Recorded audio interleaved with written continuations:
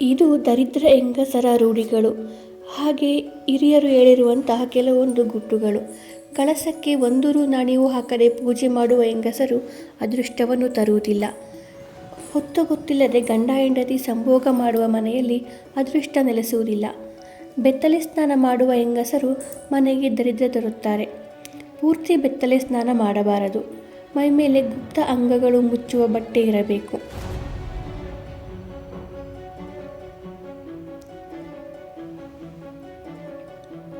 ಹಿರಿಯರ ಕಾರ್ಯ ಮಾಡಲು ಬೇಸರ ಮಾಡಿಕೊಳ್ಳುವ ಮನೆ ಹೇಳಿಕೆ ಆಗುವುದಿಲ್ಲ.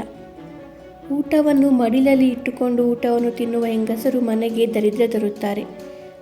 ಹಾಗಾಗಿ ಊಟವನ್ನು ನೆಲದಲ್ಲಿ ಇಟ್ಟುಕೊಂಡು ಮಾಡಬೇಕು. ದೇವರ ಮನೆಯಲ್ಲಿ ಅಥವಾ ದೇವರ ಫೋಟೋ ಪಕ್ಕದಲ್ಲಿ ಪೂರ್ವಜರ ಫೋಟೋ ಅಥವಾ ಸತ್ತವರ ಫೋಟೋವನ್ನು ಇಡಬಾರದು.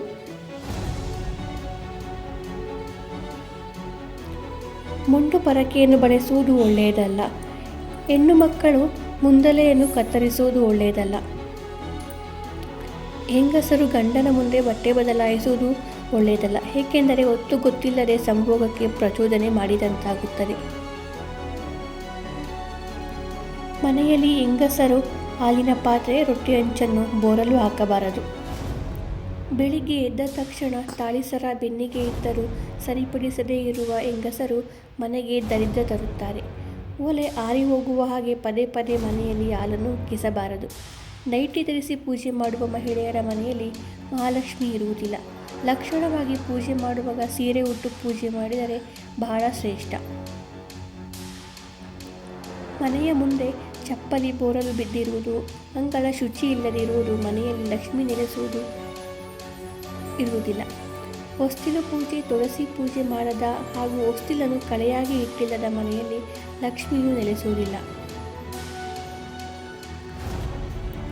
ಸ್ನಾನ, ಮಡಿ, ಪೂಜೆ, ಹವನ, ಸಂಸ್ಕಾರ ಇಲ್ಲದ ಮನೆಯಲ್ಲಿ ತಾಯಿಯು ನೆಲೆಸುವುದಿಲ್ಲ. ದೇವರಿಗೆ ದೀಪ ಹಚ್ಚಿದ ತಕ್ಷಣ ಹೊರಗಾಗಲಿ ಅಕ್ಕಪಕ್ಕದ ಮನೆಗಳಿಗಾಗಲಿ ಹೋಗಬಾರದು. ಗಂಡ ಹೆಂಡತಿಯ ಜಗಳವನ್ನು ಪರರ ಮುಂದೆ ಹೇಳಬಾರದು. ಊರಿಗೆ ಹೊರಟವರ ಬಟ್ಟೆಗಂಟು, ಟ್ರಂಕು ಇವುಗಳ ಮೇಲೆ ಕುಳಿತುಕೊಳ್ಳಬಾರದು. ಮುಸ್ಸಂಜೆ ಹೊತ್ತು ಮಸುಕು ಹೊದ್ದು ಮಲಗಬಾರದು. ಅಂದರೆ 5 ಗಂಟೆಯ ನಂತರ ಹೆಣ್ಣು ಮಕ್ಕಳು ಮನೆಯಲ್ಲಿ ಮಲಗಬಾರದು.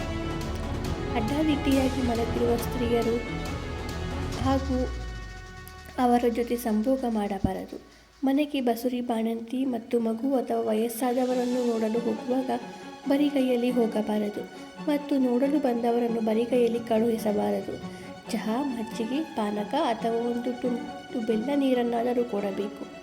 ಮುಸ್ಸಂಜೆ ವೇಳೆ ಬಟ್ಟೆಯನ್ನು ಒಗೆಯಬಾರದು. ಮಾಡಿದ ಅಡುಗೆಗೆ ಒಗ್ಗರಣೆ ಹಾಕದೆ ಗಂಡಸರಿಗೆ ಬಡಿಸಬಾರದು. ಎಂಜಲು ಕೈಯಲ್ಲಿ ತಟ್ಟೆ ಎತ್ತಬಾರದು. ಎಂಜಲು ಕೈಯನ್ನು ಒಣಗಿಸಲೂಬಾರದು. ಇದರಿಂದ ಮನೆಯಲ್ಲಿ ಸಾಲಬಾಧೆ ಕಾಡುತ್ತದೆ. ಮನೆಯಿಂದ ಗಂಡ ಹೊರಟ ಹಿಂದೆ ಹೆಂಡತಿ ಮುಖ ತೊಳೆಯುವುದು, ಸ್ನಾನ ಮಾಡುವುದು ಅಥವಾ ಮನೆ ಒರೆಸುವುದು ಮಾಡಬಾರದು. ಗಂಡ ಊಟಕ್ಕೆ ಕುಳಿತಾಗ ಹಾಲಿಗೆ ಹೆಪ್ಪು ಹಾಕಬಾರದು. ದುಃಖದ ಕಾರ್ಯಕ್ರಮಗಳಿಗೆ ಹೋದಾಗ ಹೋಗಿ ಬರುತ್ತೇವೆ ಎಂದು ಹೇಳುವಂತಿಲ್ಲ. ಹಾಗೂ ದುಃಖದ ಮನೆಗೆ ಬಂದವರು ಹೊರಡುತ್ತೇವೆ ಎಂದು ಹೊರಟು ನಿಂತಾಗ ಊಟ ಮಾಡಿ ಅಥವಾ ಇವತ್ತು ಇರಬಹುದಿತ್ತು ಎಂದು ಹೇಳಬಾರದು. ಹೀಗೆ ನಮ್ಮ ಹಿರಿಯರು ದಿನನಿತ್ಯ ಮಾಡುವ ಕೆಲಸ ಕಾರ್ಯಗಳು ಅಥವಾ ಆಚಾರ ವಿಚಾರ, ನಡೆ ನುಡಿ ಇವುಗಳನ್ನು ನಿಗಾ ವಹಿಸಿ ಪ್ರೀತಿ ಮಾಡಿಸುತ್ತಿದ್ದರು. ಬೆಳಗ್ಗೆ ಬಲಮಗ್ಗುಲಲ್ಲಿ ಏಳುವುದರಿಂದ ಹಿಡಿದು ರಾತ್ರಿ ಮಲಗುವ ತನಕ ನಿತ್ಯ ಜೀವನದ ನಿಯಮಾವಳಿಗಳನ್ನು ಹೇಳುತ್ತಿದ್ದರು. ಇದೆಲ್ಲ ನಮ್ಮ ಏಳಿಗೆಗೋಸ್ಕರ. ಸ್ನೇಹಿತರೆ, ಈ ಮಾಹಿತಿ ನಿಮಗೆ ಇಷ್ಟವಾದರೆ ಲೈಕ್ ಮಾಡೋದನ್ನು ಮರೆಯಬೇಡಿ. ಹಾಗೆ ಈ ವಿಡಿಯೋವನ್ನು ಇನ್ನೂ 10 ಜನರಿಗೆ ಶೇರ್ ಮಾಡಿ, ಅವರಿಗೂ ಸಹ ಉಪಯುಕ್ತವಾಗುತ್ತದೆ. ಹಾಗೆಯೇ ನಮ್ಮ ಚಾನಲ್ಗೆ ಸಬ್ಸ್ಕ್ರೈಬ್ ಮಾಡೋದನ್ನು ಮರೆಯಬೇಡಿ. ಧನ್ಯವಾದಗಳು. Thank you.